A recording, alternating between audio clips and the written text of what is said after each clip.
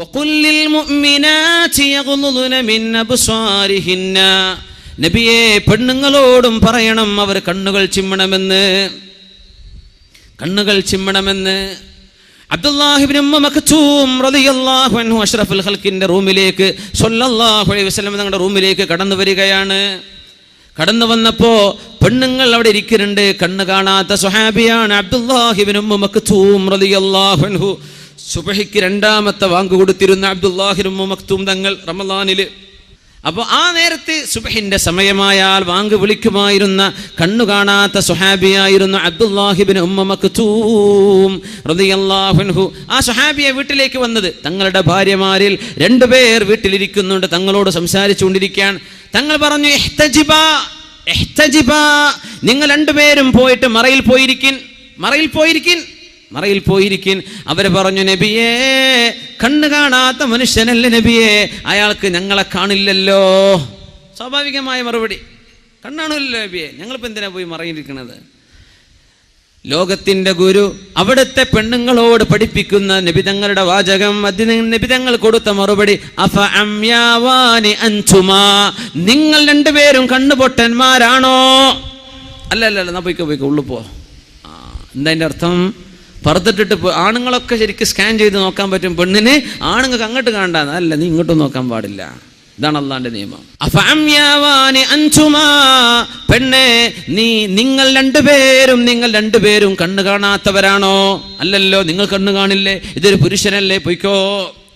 ശരീഅത്തിന്റെ നിയമം ഇതാണ്. മുഅ്മിനെ, എൻ്റെ പേടി കുറച്ചു കാലം കഴിഞ്ഞാൽ ഈ ഹദീസൊക്കെ പറഞ്ഞു കൊടുത്താൽ ഇങ്ങനെയൊക്കെ ഉണ്ടോ എന്ന് ചോദിക്കുന്ന കാലം വരും. ഇവരോടൊന്നും കാണാൻ പറ്റൂലേ എന്നൊന്നും ഞാൻ കേട്ടിട്ടില്ലല്ലോ. അത് ആദ്യം കേട്ടോ, ആദ്യമായി കേട്ടുവെച്ചോ, മറക്കണ്ട. ആർക്കാരൊക്കെ കാണാൻ പറ്റും, കാണാൻ പറ്റില്ല, എന്താണ് പെണ്ണിന്റെ ഔറത്ത്, എന്ത് ഔറത്തല്ല, എന്തൊക്കെ ആരുടെ മുമ്പിൽ എങ്ങനെയൊക്കെ പെണ്ണിന് പ്രത്യക്ഷപ്പെടാം എന്നൊക്കെ പരിശുദ്ധമായ സൂറത്തുൻ നൂറിൽ വ്യക്തമായി അള്ളാഹു പഠിപ്പിച്ചു കഴിഞ്ഞിരിക്കുകയാണ്. ആണിനോടും പെണ്ണിനോടും ചാരിത്രശുദ്ധി സൂക്ഷിക്കാൻ പറഞ്ഞിരിക്കുന്നു പരിശുദ്ധ റസൂലുള്ളാഹി സ്വല്ലല്ലാഹു അലൈഹി വസല്ലം. അതിന്റെ മാതൃകകളാണ് ഉമ്മുൽ മുഅ്മിനീൻ ആയിഷത്തു സിദ്ദീഖ റളിയല്ലാഹു അൻഹാ. ഹബീബായ തങ്ങളോടുകൂടെ യുദ്ധത്തിന് പോയപ്പോ അവിടുത്തെ പരിശുദ്ധമായ മാല നഷ്ടപ്പെട്ടു പോയപ്പോ, അത് ഹബീബായ തങ്ങൾ കൊടുത്ത സമ്മാനമാണ്. ഹബീബായ തങ്ങൾ കൊടുത്ത മാല നഷ്ടപ്പെട്ടു പോയപ്പോ തെരഞ്ഞന്വേഷിച്ചു പോയ ആയിഷത്ത് റളിയല്ലാഹു അൻഹാ മാല തെരഞ്ഞു വന്നപ്പോഴേക്കും ഒട്ടകക്കട്ടിൽ മേലെ ഒട്ടകത്തിന്റെ മുകളിൽ വെച്ചിട്ട് സ്വഹാബിമാരും നബിതങ്ങളും യാത്രയായി. നബിതങ്ങളുടെ കൂടെ പോയതാ തങ്ങൾ ഒട്ടകപ്പുറത്ത്, ആയിഷ ബീവി മറ്റൊരൊട്ടകപ്പുറത്ത്. ഒട്ടകക്കട്ടിലിന്റെ ഉള്ളിൽ ആയിഷ ബീവി ഉണ്ടാകുമെന്ന് വിചാരിച്ച് ഒട്ടകത്തിന്റെ ഇൻചാർജുള്ള സ്വഹാബി ഒട്ടകക്കട്ടിൽ അങ്ങനെ ഫിറ്റ് ചെയ്തു. കാരണം അതിന്റെ ഉള്ളിൽ ബീവി ഇരുന്നാലും ഇല്ലെങ്കിലും വെയിറ്റ് അറിയാറില്ല, അവരെന്ന് ഭാരം കുറവാണ്. സൂറത്തുൻ നൂറിലുള്ള സംഭവമല്ലേ. 11ഓളം ആയത്തുകൾ, അള്ളാഹുവിന്റെ പരിശുദ്ധങ്ങളായ 11 ആയത്തുകൾ സൂറത്തുൻ നൂറിൽ അവതരിക്കാൻ കാരണമായ സംഭവം. ആയിഷ റളിയല്ലാഹു അൻഹ പറയുന്നു, ഞാൻ ആ മരുഭൂമിയിൽ ഒറ്റക്ക് ഇങ്ങനെ ഇരുന്നു, എങ്ങനെ മദീനത്തേക്ക് പോകും, ആരെന്നെ കൊണ്ടുപോകും? അവരങ്ങ് പറഞ്ഞു, ഹസ്ബി അല്ലാഹു വ നിഅമൽ വകീൽ, നിഅമൽ മൗലാ വ നിഅമൻ നസീർ. ഹസ്ബി അല്ലാഹ്, പടച്ചവനെ നീ മതി റബ്ബേ, നിന്റെ സഹായം മതി റബ്ബേ, എനിക്ക് ഞാൻ നിന്നെ ഏൽപ്പിക്കട്ടെ പടച്ചവനെ എന്ന് ആയിഷ ബീവി റളിയല്ലാഹു അൻഹ പറഞ്ഞപ്പോൾ മഹാനായ സഫ്വാൻ ഇബ്നുൽ മുഅത്തിൽ റളിയല്ലാഹു അൻഹു വഴിക്ക് ഇങ്ങനെ വരുന്നുണ്ട്. ഒരു പെണ്ണിരിക്കുന്നു, ഒരു പുരുഷൻ വരുന്നു മരുഭൂമിയുടെ മധ്യത്തിൽ. ഇത് ഇന്നത്തെ 21-ാം നൂറ്റാണ്ടിൽ ഒരു പെണ്ണിനെ ഒരു പുരുഷൻ കണ്ടുമുട്ടിയാൽ എന്തായിരിക്കും കഥ? ആയിഷ ബീവി റളിയല്ലാഹു അൻഹ ചെറുപ്പക്കാരിയാണ്. തങ്ങൾ വഫാത്താകുമ്പോൾ വയസ്സ് 18. തങ്ങൾ വഫാത്താകുമ്പോൾ ആയിഷ ബീവിയുടെ വയസ്സ് 18. ഉമ്മുൽ മുഅ്മിനീൻ റളിയല്ലാഹു അൻഹാ സഫ്വാൻ ഇബ്നു മുഅത്തിൽ എന്നവർ ശരീരം മറച്ച് ഹിജാബിൽ ഇരിക്കുന്ന ആയിഷ ബീവിയെ കണ്ടപ്പോൾ പറഞ്ഞു പോയി, ഫസ്തർജഅ, ഒറ്റ വാക്ക്, അസ്സലാമു അലൈക്കും എന്നല്ല പറയുന്നത്, ഇന്നാ ലില്ലാഹി വ ഇന്നാ ഇലൈഹി റാജിഊൻ. പഠിച്ചോനെ, അല്ലാഹുവിന്റെ റസൂലിന്റെ ഭാര്യ ഉമ്മുൽ മുഅ്മിനീൻ മരുഭൂമിയിൽ ഒറ്റക്കായി പോയല്ലോ. ഇന്നാ ലില്ലാഹി വ ഇന്നാ ഇലൈഹി റാജിഊൻ. ഇസ്തർജഅ, അപ്പോഴാണ് ഒരു മയക്കത്തിലായിരുന്ന ബീവി പെട്ടെന്ന് എഴുന്നേൽക്കുന്നത്. സഫ്വാൻ എന്നവർ ഒട്ടകം താഴ്ത്തിക്കൊടുത്തു. അവിടെ സലാം പറഞ്ഞിട്ടില്ല ആയിഷ ബീവിയോട്. അന്യ പെണ്ണല്ലേ. ആയിഷ ബീവിയോട് എന്താ ബീവി പറ്റിയതെന്ന് ചോദിച്ചിട്ടില്ല, കഥ ചോദിച്ചിട്ടില്ല. പെണ്ണിനോട് മുസ്ലിമേ നീ കഥ ചോദിക്കാൻ പോണ്ട. ചോദിച്ചിട്ടില്ല സഫ്വാൻ എന്നവർ ആയിഷ ബീവിയോട് ഇന്നാ ലില്ലാഹി വ ഇന്നാ ഇലൈഹി റാജിഊൻ. ഒട്ടകത്തെ താഴ്ത്തിക്കൊടുത്തു. ആ ഒട്ടകപ്പുറത്ത് കയറിയിരുന്നു ആയിഷ ബീവി റളിയല്ലാഹു അൻഹാ. അങ്ങനെ മദീനത്തേക്ക് ഒട്ടകത്തെ തെളിച്ചു വരുന്ന സഫ്വാൻ റളിയല്ലാഹു അൻഹു, ഒട്ടകത്തിന്റെ മേലെ ഇരിക്കുന്നത് ഉമ്മുൽ മുഅ്മിനീൻ ആയിഷ റളിയല്ലാഹു അൻഹാ. അത് കണ്ടിട്ട് ബീവിയെ പറ്റി നുണ പറഞ്ഞുണ്ടാക്കിയ ആളുകളാണ് മദീനയിൽ ഉണ്ടായിരുന്ന അബ്ദുല്ലാഹ് ഇബ്നു ഉബയ്യ് ഇബ്നു സലൂലിന്റെ നേതൃത്വത്തിലുള്ള കപടവിശ്വാസികൾ, മുനാഫിക്കീങ്ങളായ ആളുകൾ. ആയിഷ ബീവിയാണ് ഇവിടെ മാതൃക. ആയിഷ ബീവിയാണ് ഇവിടെ മാതൃക. ചോദിച്ചിട്ടില്ല ആയിഷ ബീവിയോട്. ആയിഷ ബീവി അങ്ങോട്ടും ചോദിച്ചിട്ടില്ല സഫ്വാൻ നിങ്ങൾ എവിടെന്നാ വരുന്നത് എന്ന്. ഹദീസിൽ കാണാൻ പറ്റും ആയിഷ ബീവി ഹിജാബിന്റെ മുമ്പ് പരിചയമുണ്ട് സഫ്വാൻ എന്നവർക്ക്. അങ്ങനെ അറിഞ്ഞതാണ് ബീവിയെ കണ്ടപ്പോ. സംസാരിച്ചിട്ടില്ല, വർത്തമാനം പറഞ്ഞിട്ടില്ല. പിന്നെ എങ്ങനെയാണ് ചെറുപ്പക്കാരാ നിന്റെ കോളേജിലോ കോളേജിന്റെ ക്യാമ്പസുകളിലോ നിന്റെ ക്ലാസ്സിലോ നിന്റെ താഴെയോ മേലെയോ ഉള്ള ഒരു പെൺകുട്ടിയോട് നീ എങ്ങനെ സംസാരിക്കും? പെണ്ണെങ്ങനെ ആൺകുട്ടിയോട് സംസാരിക്കും? നിനക്ക് അല്ലാഹു കല്യാണം കഴിച്ചു തരുന്നവരെ, വിവാഹത്തിലൂടെ ഹലാലിലൂടെ ഒരു പുരുഷനെ സ്വീകരിക്കുന്നത് വരെ പെണ്ണെ നീ കാത്തിരിക്കണ്ടേ? ചെറുപ്പക്കാരാ, നിക്കാഹ് ചെയ്ത് അള്ളാഹുവിനെ മുൻനിർത്തി ഒരു പെണ്ണിനെ നിന്റെ ജീവിതത്തിലേക്ക് ക്ഷണിക്കുന്നത് വരെ നിനക്ക് കാത്തിരുന്നുകൂടെ? വൽയസ്തഅഫിഫില്ലദീന ലാ യജിദൂന നികാഹൻ ഹത്താ യുഗ്നിയഹുമുല്ലാഹു മിൻ ഫദ്ലി. വിവാഹം ചെയ്യാൻ സൗകര്യപ്പെടാത്ത ആളുകളൊക്കെയും അള്ളാഹുവിനെ സൂക്ഷിക്കണേ, തടി സൂക്ഷിക്കണമേ. എന്താ ശരീരം എന്ന് പറഞ്ഞാൽ നിന്റെ നാവതിൽപ്പെട്ടതാണ്. നീ മെസ്സേജുകൾ ടൈപ്പ് ചെയ്യുന്ന നിന്റെ ഫിംഗർ നിന്റെ ശരീരത്തിന്റെ ഭാഗമല്ലേ? നിന്റെ മൈൻഡിൽ വന്നുകൊണ്ടിരിക്കുന്ന ഐഡിയകൾ നീ വചനങ്ങളായി, വാക്കുകളായി ടൈപ്പ് ചെയ്ത് മെസ്സേജുകളായി കൊണ്ടുവിടുന്നത്, ശബ്ദമായി നീ വാട്സപ്പിലൂടെ കൊടുക്കുന്ന വീഡിയോ, ഓഡിയോ ക്ലിപ്പുകളൊക്കെ ഹറാമല്ലേ? ഇതൊക്കെ മുസ്ലിമിന് പാടുള്ളതാണോ? മുസ്ലിമിന് പറ്റുമോ? മുസ്ലിമിന്റെ സുഹൃത്താരാൻ, മുഅ്മിനിന്റെ സുഹൃത്താരാൻ. അലി റളിയല്ലാഹു അൻഹു പറയുമായിരുന്നു, മുസ്ലിമീങ്ങൾക്ക്, മുസ്ലിം പുരുഷന്മാർക്ക് മുസ്ലിമീങ്ങളായ അള്ളാഹുവിനെ പേടിക്കുന്ന ആളുകൾ സുഹൃത്തുക്കളായിട്ട് വേണം. മുസ്ലിമത്തുകളായ പെൺകുട്ടികൾക്ക് അള്ളാഹുവിനെ പേടിക്കുന്ന മുസ്ലിമത്തുകളായ പെണ്ണുങ്ങൾ കൂട്ടുകാരികൾ വേണം എന്നല്ലാതെ ബോയ്സ് ഗേൾസിന്റെ കൂടെ, ഗേൾസ് ബോയ്സിന്റെ കൂടെ അല്ല. ഇതല്ല വേണ്ടത്. 10ാം ക്ലാസ് പഠിക്കുന്ന പെൺകുട്ടികളിൽ 50ഓളം പെൺകുട്ടികളെ ഇരുത്തിയിട്ട് കൗൺസിലിംഗ് ചെയ്യുമ്പോൾ ഒരു ബോയ് ഫ്രണ്ട് ഇല്ലാത്ത പെൺകുട്ടി 50-ൽ. ചെറുപ്പക്കാരോട്, കുട്ടികളോട് 10ാം ക്ലാസ്സിലെത്തിയിട്ടുള്ളൂ, +2 പോലുമല്ല, പിന്നെയല്ലേ കോളേജും ഡിഗ്രിയൊക്കെ. ചെറുപ്പക്കാരും ഇതുപോലെ ഒരു മാനക്കേടാണ് പോലും. എനിക്കൊരാളില്ല, എന്നൊരു പാർട്ട്ണർ ഇല്ല എന്ന് പറഞ്ഞാൽ സുബ്ഹാനല്ലാഹ്, ഓന് പിന്നെ ഞാൻ പാണെന്നെ അല്ലേ എന്ന് തോന്നിപ്പോവാ. പച്ചപ്പാവത്തിനെ എനിക്കും വേണ്ടേ ഒരു ലവർ, ഒരു സോഫ്റ്റ് കോർണറൊക്കെ വേണ്ടേ? അവരോടൊക്കെ ഒന്ന് ടെക്സ്റ്റ് ചെയ്യണ്ടേ? നിന്റെ സ്നേഹം നിന്റെ ഉമ്മാക്കും വാപ്പാക്കും അള്ളാഹുവിനും റസൂലിനും കൊടുക്കേണ്ട കൽബാണ് നീ ഹറാമിലേക്ക് പറിച്ചു കൊടുക്കുന്നത് എന്നോർക്കണം ചെറുപ്പക്കാരാ. അള്ളാഹുവിന് കൊടുക്കേണ്ട കൽബാണത്. അള്ളാഹുവിന് കൊടുക്കേണ്ട കൽബാണത്. റസൂലുള്ളാഹിക്ക് കൊടുക്കേണ്ട ഹൃദയമല്ലേ? ആ ഹൃദയത്തിലേക്ക് ഹറാമിന്റെ ചിന്തകൾ വരുന്നില്ലേ?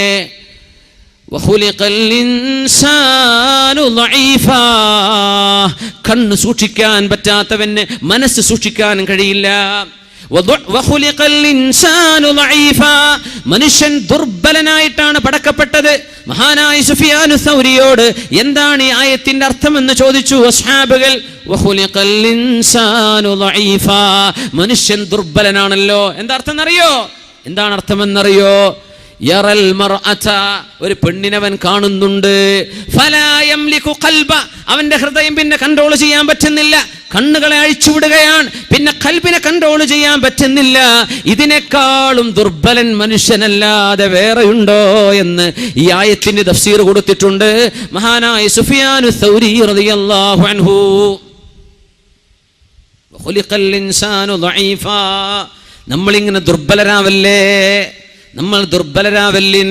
പുരുഷന്മാർ പെൺകുട്ടികളെ വശംവദരാക്കുന്ന കാലമുണ്ടായിരുന്നു. അവിടെ നിന്നൊക്കെ മാറിയിട്ട് പെൺകുട്ടികൾക്ക് തോന്നുകയാണ് എനിക്കൊരു ചെറുക്കനെ വേണമല്ലോ എന്ന്. അസ്തഗ്ഫിറുല്ലാഹൽ അദീം. പെണ്ണേ, നിന്റെ ശരീരത്തിന് പ്രായപൂർത്തി എത്തിച്ചു തന്നത് അല്ലാഹുവല്ലേ? നിനക്ക് പ്യൂബർട്ടി വരെ നിന്നെ വളർത്തിയത് അല്ലാഹുവല്ലേ? ഒരു കുഞ്ഞിന് ജന്മം കൊടുത്ത് അന്തസ്സുള്ള ഒരു കുടുംബിനിയായി ജീവിക്കാൻ അല്ലാഹു നിന്നെ ശാരീരികമായി പക്വതയിലേക്ക് എത്തിച്ചു തന്നതിൽ പിന്നെ വ്യഭിചാരം തേണ്ടി പുറപ്പെടല്ല പെണ്ണേ, നീ വ്യഭിചാരത്തിന്റെ പിന്നാലെ പോകല്ല പെൺകുട്ടി. നിന്റെ കണ്ണുകൊണ്ട് ചെയ്യുന്നത് വ്യഭിചാരമാണ്, കാതുകൊണ്ട് ചെയ്യുന്നത് വ്യഭിചാരമാണ്, നീ സല്ലപിക്കുന്നത്, സംസാരിക്കുന്നത്.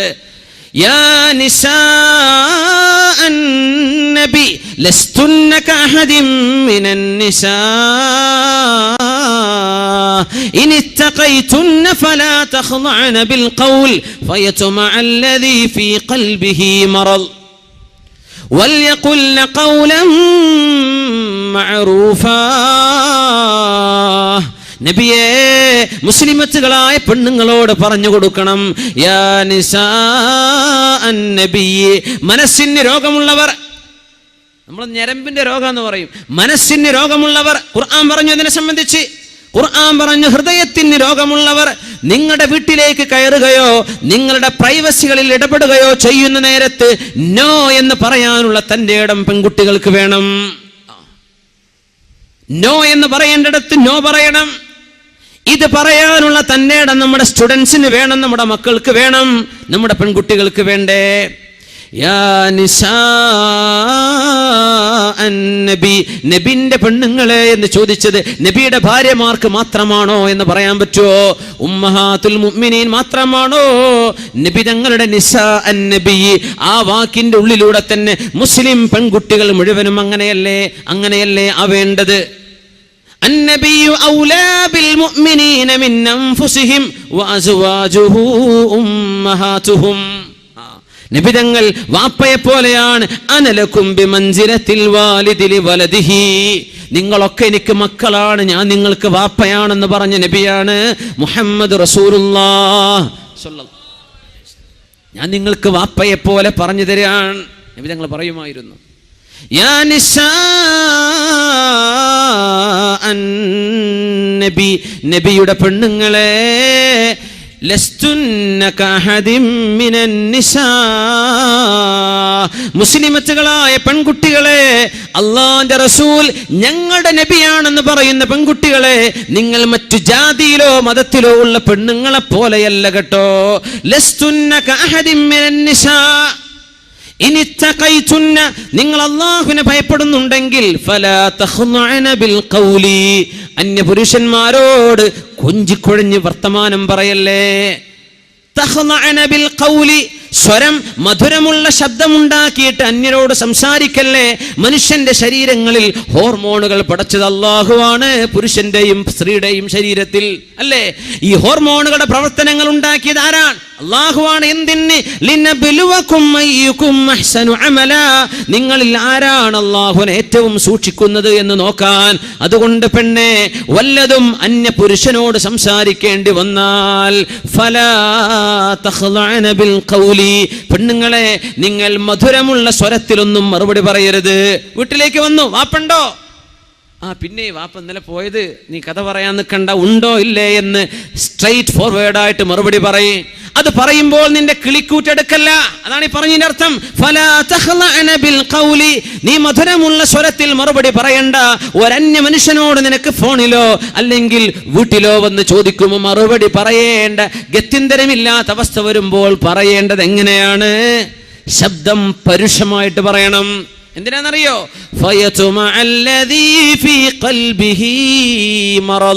ഹൃദയത്തിൽ രോഗമുള്ള ചില ആളുകൾക്ക് അപ്പോൾ അസുഖം വരും. നിന്റെ ശബ്ദത്തിന്റെ മയം കേട്ടാൽ, ശബ്ദത്തിന്റെ മധുരം കേട്ടാൽ ഹൃദയത്തിന്റെ ഉള്ളിൽ അസുഖമുള്ള ആളിന് പിന്നെ നിന്നോട് ഹറാമ് തോന്നിത്തുടങ്ങും. നിന്നെ ഒന്ന് പിടിക്കണമെന്ന് തോന്നും, നിന്നെ ഒന്ന് തൊടണമെന്ന് തോന്നും. പിശാചിനോട് അവന്റെ കൂടെ നിന്ന് നിന്നെ നോക്കാനും കാണാനും ആ വഴിയോരങ്ങളിൽ പാർത്തു നിൽക്കാൻ തുടങ്ങും. അതുകൊണ്ട് നീ സമ്മതം കൊടുക്കല്ലേ.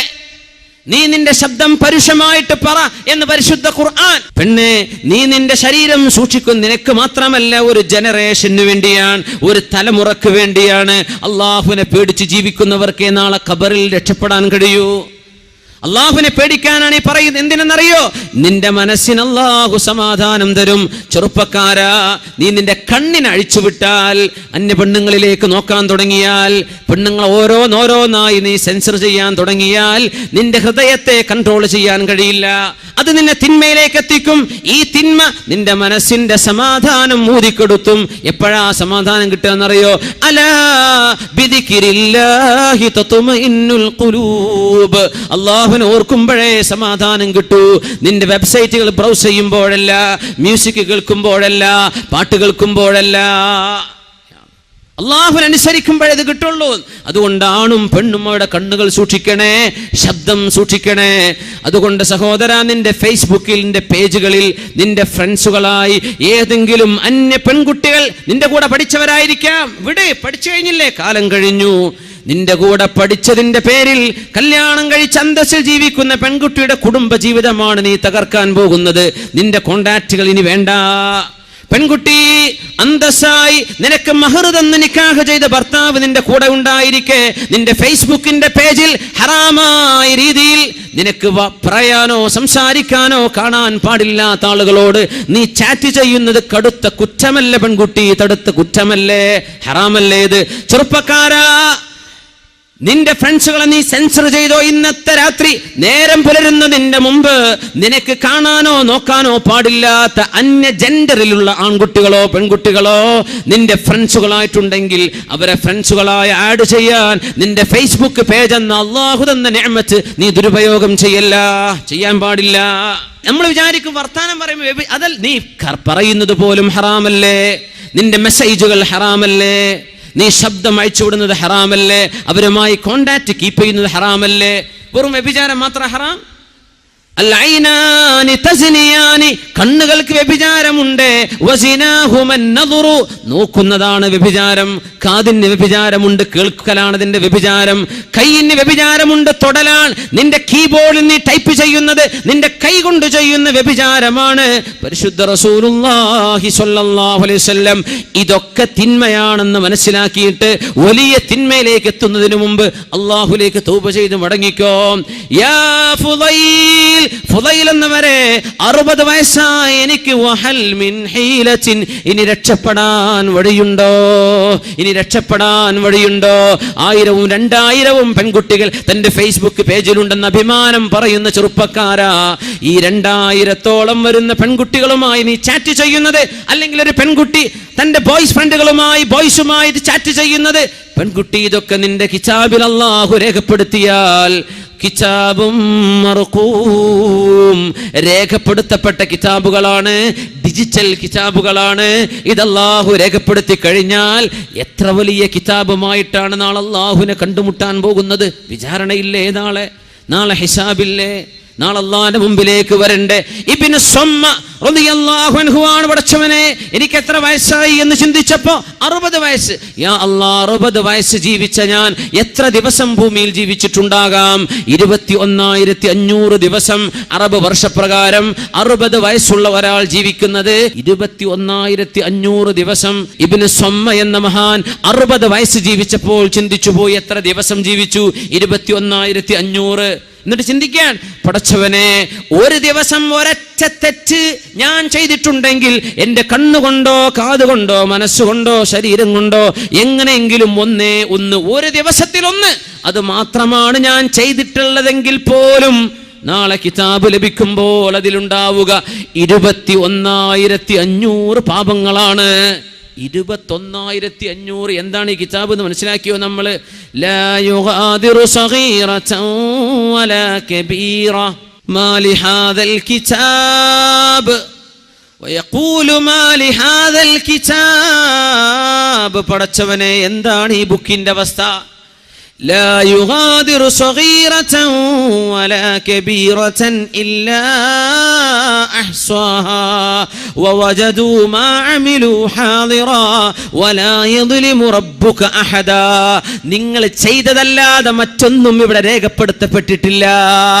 നിന്റെ റബ്ബ് നിന്നെ ആക്രമിക്കൂല. അല്ലാഹു നിന്നോട് ദുൽമ ചെയ്യുന്നില്ല. മനുഷ്യന്മാര് പറയും മാലി ഹാദൽ കിതാബ്, ആ ഒരു കിതാബിൽ 60 വയസ്സുള്ള ഒരാൾ ഒരു ദിവസം ഒരു തെറ്റ് ചെയ്താൽ കിതാബിൽ കാണുന്ന വായിക്കേണ്ടി വരുന്നത് 21,500 പാപങ്ങളാണെങ്കിൽ, യാ അല്ലാഹ്, ഒരു ദിവസം ഒന്നല്ലല്ലോ രണ്ടല്ലല്ലോ എൻ്റെ വാക്കുകൊണ്ട്, നാക്കുകൊണ്ട്, ചുണ്ടുകൊണ്ട്, കണ്ണുകൊണ്ട് മനുഷ്യനെ കളിയാക്കി ചിരിച്ചത്, കൽബിന്റെ ഉള്ളിൽ ദേഷ്യം കൊണ്ട് നടന്നത്, മറ്റുള്ളവനോട് അസൂയ വെച്ചത്, ഒരു മുഅ്മിനായ മനുഷ്യരെ തെറ്റിദ്ധരിച്ചത്, ഒരാളെ സംബന്ധിച്ച് ചീത്ത പറഞ്ഞത്, ഇങ്ങനെ തുടങ്ങി ഒരു ദിവസം എത്രയാണ് ഞാൻ പറഞ്ഞു കൂട്ടുന്നത്, ചെയ്തു കൂട്ടുന്നത്. ഇതൊക്കെ 21,500 അങ്ങ് വിന്യസിച്ചു കളഞ്ഞാൽ എത്രയായിരം പാപങ്ങളുടെ റെക്കോർഡുകളാണ് ഞാൻ എൻ്റെ കിതാബിൽ വായിക്കാൻ പോകുന്നത്. അങ്ങനെ ഒരു അട്ടഹാസം അട്ടഹസിച്ച് അതിൽ മരിച്ചുപോയ മഹാനാണ് അല്ലാമ ഇബ്നു സ്വമ്മർ റളിയല്ലാഹു അൻഹു. ദവാഉൽ ഖൽബാണത്, ഹൃദയത്തിനുള്ള ചികിത്സയാണത്. ദവാഉൽ ഖൽബി ഖംസ. മഹാനായ അല്ലാമ ഇബ്രാഹിമുൽ ഖവാസ് റഹ്മത്തുള്ളാഹി അലൈഹി വലിയ മഹാനാണ്, ആരിഫാണ്, ആലിമാണ്, ഹദീസ് പണ്ഡിതനാണ്. ബഹുമാനപ്പെട്ടവര് പഠിപ്പിച്ചു തരുന്നു ദവാഉൽ ഖൽബി ഖംസത്തുൻ, ഹൃദയത്തിന് വരുന്ന അസുഖങ്ങൾക്കുള്ള പരിഹാരങ്ങൾ 5 എണ്ണമാണ്. ഒന്ന് ഖിറാഅത്തുൽ ഖുർആനി ബിത്തദബ്ബുരി, ബോധത്തോടുകൂടെ ഖുർആൻ ഓതുക. വഖലാഉൽ ബത്നി, വയറ് നിറച്ച് ഭക്ഷിക്കാതിരിക്കുക, ഭക്ഷണം കഴിക്കുന്ന സമയത്ത് വയറ് നിറക്കാതിരിക്കുക. ഖലാഉൽ ബത്നി. വഖിയാമുൽ ലൈലി, രാത്രികാലങ്ങളിൽ 2 റക്അത്തെങ്കിലും അല്ലാഹുവിനെ തഹജ്ജുദ് നിസ്കരിക്കുക. വത്തളർറുഇ ഇൻദസ് സഹരി, അത്താഴ നേരത്ത് സുബ്ഹിന്റെ മുമ്പ് എഴുന്നേറ്റ് അല്ലാഹുവിനോട് താണുകയാണ്, പുറത്തു തരണേ പടച്ചവനെ എന്ന് ചോദിക്കുക. വമുജാലസത്തുസ് സ്വാലിഹീൻ, സ്വാലിഹീങ്ങളായ ആളുകളുടെ കൂടെ നടക്കുക. ഈ 5 എണ്ണം കൊണ്ടല്ലാതെ മനുഷ്യന് രക്ഷപ്പെടാൻ സാധ്യമല്ല. അല്ലാഹുവിന്റെ കലാം ഓതുന്നുണ്ടോ, നമ്മൾ ഖുർആൻ ഓതാൻ സാധിക്കുന്നുണ്ടോ? ചെറുപ്പക്കാരോട് ഞാൻ ഒന്നുകൂടെ ഉണർത്തട്ടെ, നിങ്ങളുടെ കൈകളിൽ അല്ലാഹു തആല നിഅമത്ത് തന്നിട്ട് നല്ല മൊബൈൽ ഫോണുകൾ ഉണ്ടെങ്കിൽ ഖുർആനിന്റെ ആപ്പുകൾ ഡൗൺലോഡ് ചെയ്തേക്കണം, നിർബന്ധമായും ഡൗൺലോഡ് ചെയ്തേക്കണം. എത്ര ഖുർആനിന്റെ ആപ്പുകളുണ്ട്, തഫ്സീറുകളുണ്ട്, വ്യാഖ്യാനങ്ങളുണ്ട്, ദിക്റിന്റെ ആപ്പുകളുണ്ട്, തഫ്സീറുകളുണ്ട്, എന്തെല്ലാം ഹദീസുകൾ, എന്തെല്ലാം നല്ല കാര്യങ്ങൾ, എന്തെല്ലാം കിതാബുകൾ, PDF-കളും അല്ലാത്തതും ഡൗൺലോഡ് ചെയ്യാൻ പറ്റും, വായിക്കാൻ. നിങ്ങളുടെ മൊബൈലുകളിൽ വായിക്കുന്നുണ്ടല്ലോ നിങ്ങൾ, വാട്സപ്പിൽ വരുന്ന തോന്നിവാസങ്ങളും അനാവശ്യങ്ങളും ഒക്കെ മാറ്റിവെച്ചിട്ട് അള്ളാഹുവിന് വേണ്ടി ഖുർആൻ ഡൗൺലോഡ് ചെയ്യിൻ. നമ്മളൊക്കെ